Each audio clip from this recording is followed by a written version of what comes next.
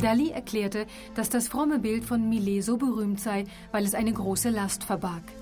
Das Paar des Angelus stellt eine von Aggression, Sex und Tod geprägte Szene dar, die der Künstler symbolisch in vielen Werken zeigte.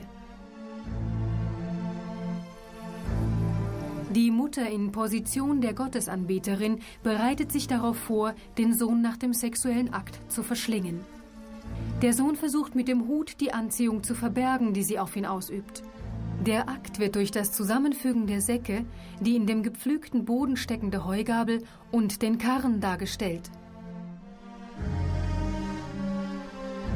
In der atavistischen Landschaft des Bildes entdeckt Dali die Vollendung der Tragödie im Begräbnis des Sohnes. Diese Interpretation bestätigt eine Radiographie des Werkes, auf der man unter dem Korb die Form eines Sarges erkennen kann, der mit mehreren Farbschichten übermalt wurde.